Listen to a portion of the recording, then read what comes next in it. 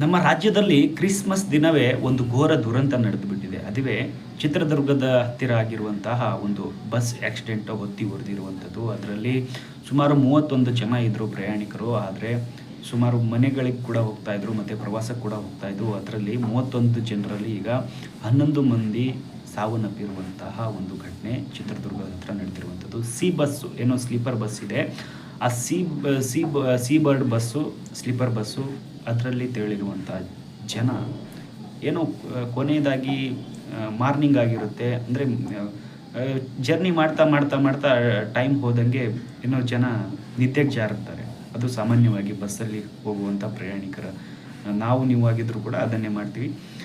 ನಿದ್ದೆಗೆ ಜಾರುವಂತಹ ಸಂದರ್ಭದಲ್ಲಿ ಈ ಘಟನೆ ನಡೆದಿದೆ. ಯಾವ ಥರ ನಡೆದಿದೆ ಈ ಘಟನೆ ಅಂತಂತಂದರೆ, ನಾರ್ಮಲ್ ಹೈವೇ ರೋಡು, ಚಿತ್ರದುರ್ಗ ಹೋಗುವಂಥ ಬೆಳಗಾವಿ ಹೋಗುವಂಥ ರೋಡು, ಹೈವೇ ರೋಡ್ ಆಗಿರುತ್ತೆ.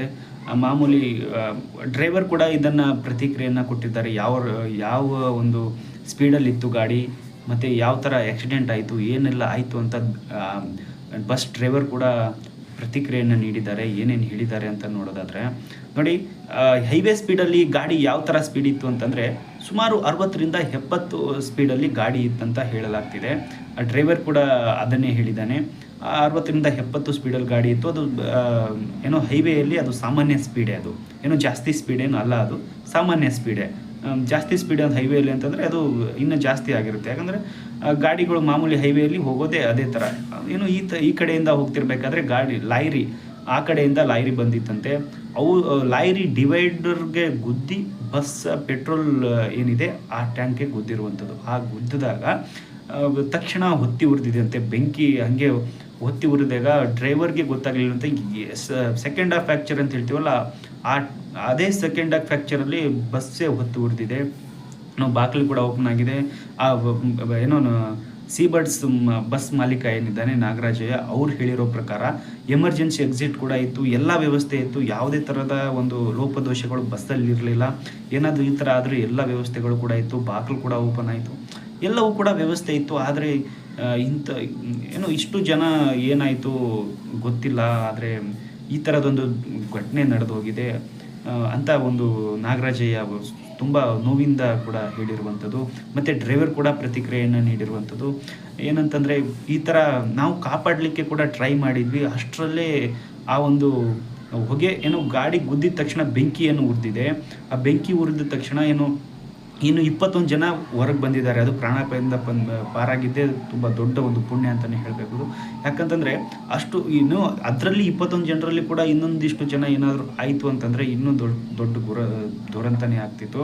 ಏನೋ ಬೆಂಕಿ ಉರಿದಾಗ ಮಾಮೂಲಿ ಎಲ್ಲರೂ ಸ್ಲೀಪರ್ ಬಸ್ಸಲ್ಲಿ ತುಂಬ ಮಲ್ಕೊಂಡಿರೋರೇ ಜಾಸ್ತಿ ಇರ್ತಾರೆ.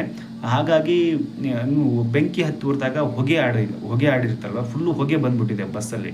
ಹಾಗಾಗಿ ಕೆಲವೊಂದಿಷ್ಟು ಜನರಿಗೆ ಮುಂದೆ ಯಾವ ರೀತಿ ಹೋಗಬೇಕು, ಎಲ್ಲಿ ಹೋಗಬೇಕು ಎನ್ನುವಂಥದ್ದನ್ನು ಕೂಡ ಅವ್ರಿಗೆ ಗೊತ್ತಾಗಲಿಲ್ಲ. ಕೆಲವೊಂದಿಷ್ಟು ಜನ ಹೆಂಗೋ ಹಂಗೋ ಮಾಡಿ ಹೊರಗೆ ಬಂದಿದ್ದಾರೆ. ಮತ್ತು ಅಲ್ಲಿ ಇರುವಂಥ ಕ್ಲೀನರ್ ಕೂಡ ಹೇಳಿದ್ದಾನೆ, ಕ್ಲೀನರ್ ಕೂಡ ಬದುಕಿದ್ದಾನೆ, ಮತ್ತು ಡ್ರೈವರ್ ಕೂಡ ಬದುಕಿದ್ದಾನೆ. ಆದರೆ ಆ ಕಡೆಯಿಂದ ಗುದ್ದಿರುವಂತಹ ಲಾರಿ ಡ್ರೈವರ್ ಅದರಲ್ಲಿ ಸಾವನ್ನು ಅಪ್ಪಿದ್ದಾನೆ. ಅದು ಪ್ರಾಣಾಪಾಯದಿಂದ ಯಾವುದೇ ರೀತಿಯಾದಂಥ ಅವನು ಬದುಕೊಳ್ಳಿಕ್ಕೆ ಸಾಧ್ಯನೇ ಇಲ್ಲವಂತ ಒಂದು ಸಂದರ್ಭ ಕೂಡ ಅಲ್ಲಿ ಉಂಟಾಗಿತ್ತಂತ ಅವನು ಈ ಬಸ್ ಡ್ರೈವರ್ ಕೂಡ ಹೇಳಿರುವಂಥದ್ದು. ಹಾಗಾಗಿ ಈಗ ಕೆಲವೊಂದಿಷ್ಟು ಜನರನ್ನು ಹಿರೇಯೂರು ಆಸ್ಪತ್ರೆಗೆ ದಾಖಲಿಸಿದ್ದಾರೆ, ಕೆಲವೊಂದಿಷ್ಟು ಜನರನ್ನು ಸೀರಾ ಆಸ್ಪತ್ರೆಗೆ ಕೂಡ ದಾಖಲಿಸಿದ್ದಾರೆ. ಮತ್ತು ಸಿ ಬರ್ಡ್ಸ್ ಮಾಲೀಕ ಏನಿದ್ದಾರೆ ಅವರು ಕೂಡ ಅಲ್ಲಿ ಘಟನೆಗೆ ಹೋಗಿ ಏನೆಲ್ಲ ಆಗಿದೆ ಅಂತಲೂ ಕೂಡ ಅಲ್ಲಿ ಹೋಗಿದ್ದಾರೆ. ಸುಮಾರು ಈ ಥರ ಒಂದು ಘಟನೆ ಆದಾಗ ನೋವಿನ ಸಂಗತಿನೇ. ಯಾಕಂತಂದರೆ ಇನ್ನೊಂದು ದುರಂತ ಅಂತಂತಂದರೆ ನಡೆದಿದ್ದೇ ಒಂದು ಅಲ್ಲಿ ಒಂದು ಪುಣ್ಯ ಅಂತಲೇ ಹೇಳ್ಬೋದು. ಯಾಕಂತಂದರೆ ಸಿ ಬರ್ಡ್ಸ್ ಬಸ್ ಏನು ಹೋಗ್ತಿತ್ತು ಅದರ ಹಿಂದ್ಗಡೆ ಏನು ಬಸ್ ಹೋಗ್ತಿರುತ್ತೆ, ಆ ಬಸ್ಸೇ ಒಂದು ಪ್ರವಾಸಿಗರ ಬಸ್ ಆಗಿತ್ತಂತೆ.